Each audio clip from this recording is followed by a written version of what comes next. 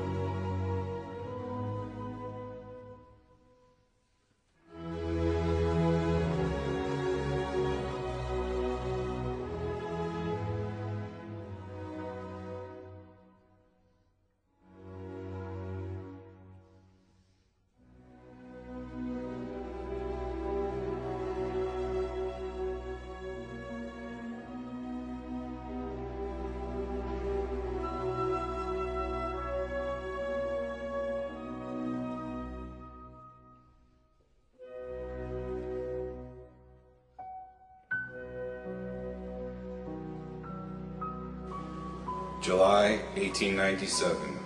Hitler enrolled in a monastery's choir in school. Adolf continues to do well, achieving the Austrian equivalent of straight A's. He will later recall, "Since my free time, I have received singing lessons in the cloister at Lambach. I had excellent opportunity to intoxicate myself with the solemn splendor of the brilliant church festivals. It seemed to me perfectly natural to regard the abbot as the highest and most desirable ideal, just as my father regarded the village priest as his ideal." May 22nd, 1904. 15-year-old Adolf Hitler is confirmed a Roman Catholic at Linz Cathedral, sponsored by one of his father's pallbearers and former customs house colleague. Adolf Hitler, son of the Catholic Church, died while defending Christianity. It is therefore understandable that words cannot be found to lament over his death. when so many were found to exalt his life. Over his mortal remains stands his victorious moral figure. With the palm of the martyr, God gives Hitler the laurels of victory. Spanish dictator Francisco Franco, Knight of the Order of Christ, published on the 3rd of May, 1945, the day of Hitler's death. The Fuhrer had come to power thanks to the votes of the Catholic Zentrum only 5 years before. But most of the objectives cynically revealed in Mein Kampf are already realized. This book of insolent challenge to the Western democracies was written by the Jesuit Father Stampf and signed by Hitler. For, as so many ignore the fact, it was the Society of Jesus which perfected the famous Pan-German program, as laid out in this book, and the Fuhrer endorsed it. The Secret History of the Jesuits, page 138.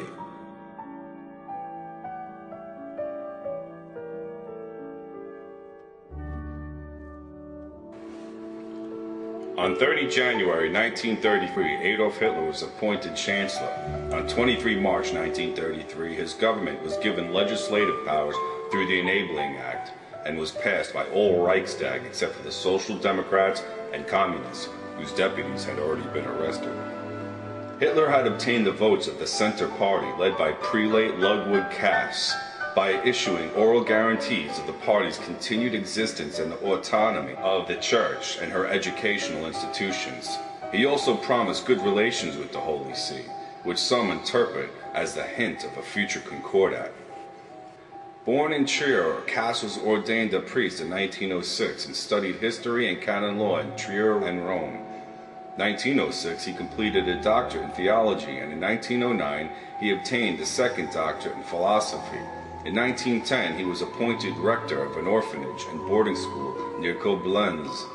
Until 1933, he devoted his spare time to scholarly pursuits.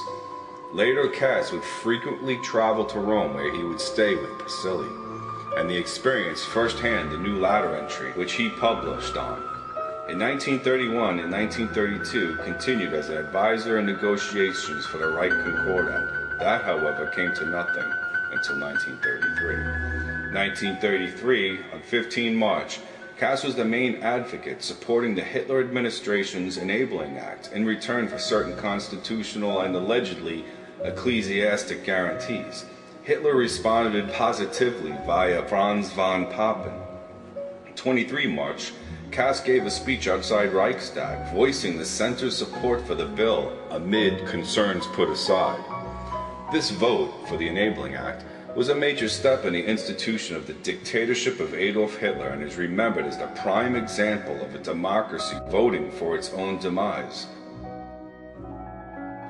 Because of Kass's request for guarantees and because of his later involvement in the Reich Concordat negotiations, Kass and Papen traveled together to Rome and had discussions on the train. Von Papen assured Kass that a concordat with the new government was a sure thing. Kass had worked on the Reich Concordat for over 10 years. Now, Hitler was offering it. The liberal Social Democrats fiercely opposed the Enabling Act. Hitler needed a 2/3 majority, so the balance lay with the Zentrum, the Catholic Party. Zentrum leader Monsignor Ludwig Kass, a close friend and advisor to Eugenio Basili, the future Pope Pius XII, addressed the Reichstag. Far from attacking the Enabling Act or disputing Hitler's claim that Nazism was based on Christianity, Kass called for a yes vote. The Zentrum faction did vote yes, and the act became law, according to the National Catholic Reporter correspondent John Allen. Kass acted in coordination with the German bishops. 4 days later, on March 28, the German bishops rescinded their ban on Nazi Party membership. On April 1st, Cardinal Adolf Bertram of Breslau addressed German Catholics in a letter warning them to reject as a matter of principle all illegal and subversive activities. To most Catholics, it looked as if the Church wanted a modus vivendi with Hitler. The same impression was created a few weeks later when Hitler held a plebiscite to endorse the decision to pull Germany out of the League of Nations, which received the endorsement of the Catholic press and several Catholic bishops.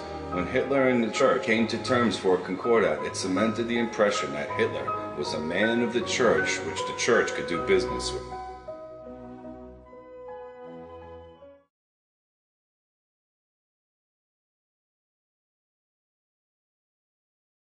Signing the Concordat is Cardinal Pacelli, later to become Pope Pius XII. By 1933, he was the Vatican Secretary of State. Far left is Prelate Ludwig Kass, leader of the Centre Party. Seated second from his left is Franz von Papen, who was a German nobleman, Catholic politician, general staff officer and diplomat, who served as Chancellor of Germany in 1932. Standing at the far right can be seen the little-known Vatican prelate, Montini, later to become Pope Paul VI. At a time when the heads of the major nations in the world faced the new Germany with cool reserve and considerable suspicion, the Catholic Church, the greatest moral power on earth, through the Concordat expressed its confidence in the new German government. There was religious freedom for Catholics during Nazi Germany per the terms of the Concordat between the Holy See and the German Reich. Article 1. The German Reich guarantees freedom of profession and public practice of the Catholic religion.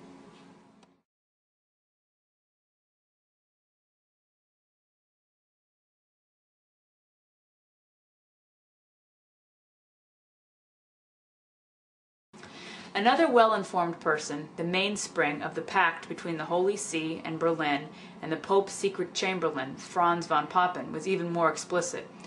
The Third Reich is the first world power which not only acknowledges, but also puts into practice the high principles of the papacy.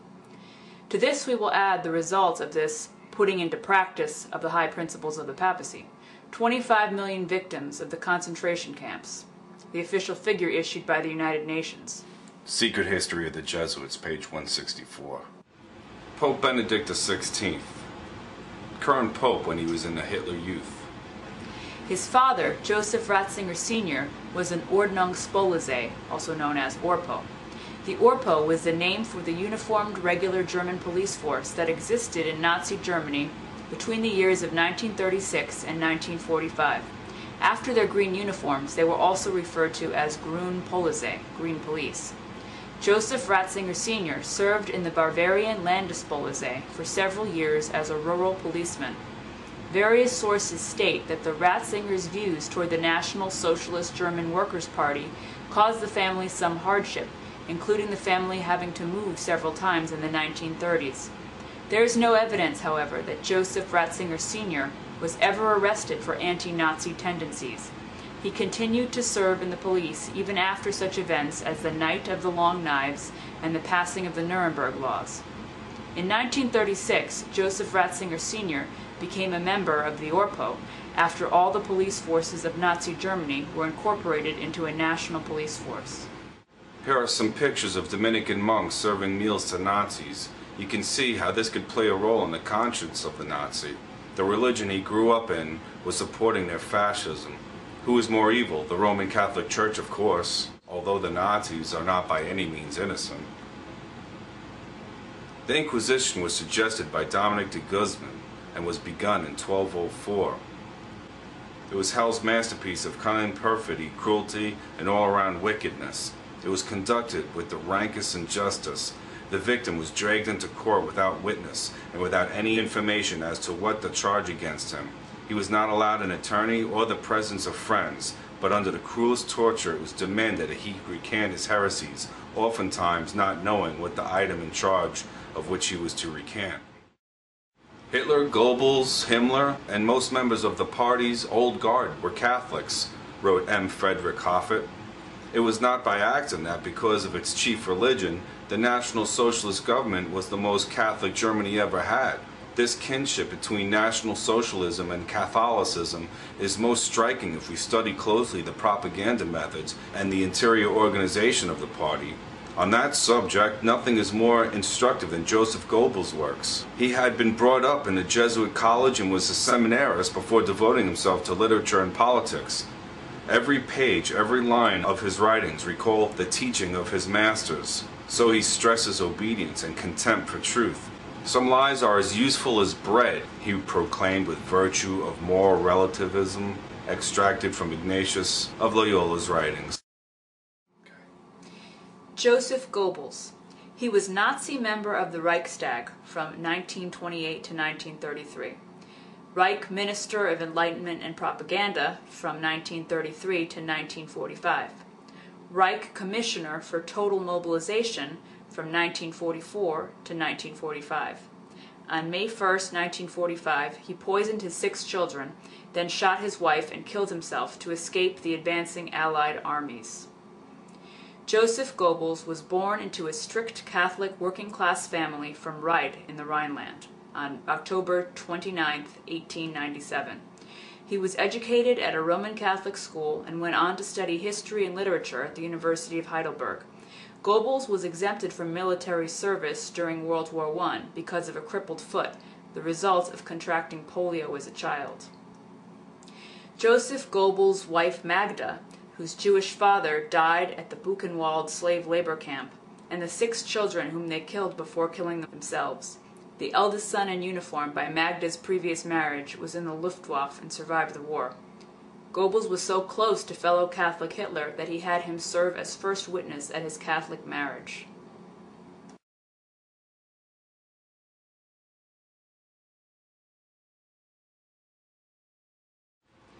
Heinrich Himmler, the son of a pious, authoritarian Roman Catholic schoolmaster who had once been tutor to the Bavarian crown prince.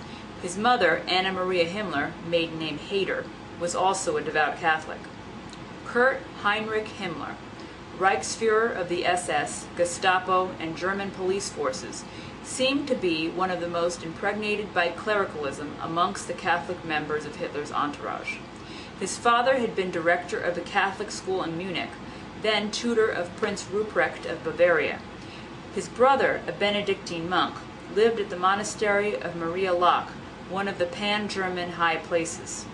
He also had an uncle, Jesuit Himmler, who had held the important position of canon at the court of Bavaria. The German author Walter Hagen gives also this discreet information. The Jesuits' general, Count Halk von Ledachowski, was ready to organize, on the common basis of anti-communism, some collaboration between the German Secret Service and the Jesuit order. As a result, within the SS Central Security Service, an organization was created, and most of its main posts were held by Catholic priests wearing the black uniform of the SS. The Jesuit Father Himmler was one of its superior officers.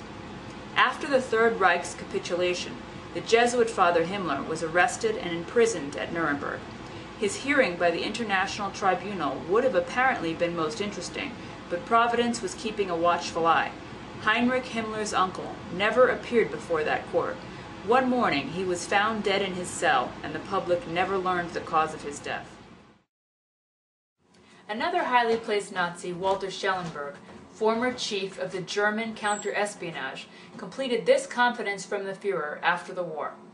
The SS organization had been constituted by Himmler according to the principles of the Jesuits' order.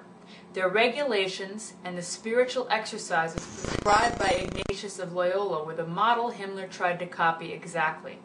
The Reichsführer SS, Himmler's title as Supreme Chief of the SS, was to be the equivalent of the Jesuits' general, and the whole structure of the direction was a close imitation of the Catholic Church's hierarchical order. A medieval castle near Paderborn in Westphalia, and called Webelsburg, was restored. It became what could be called an SS monastery.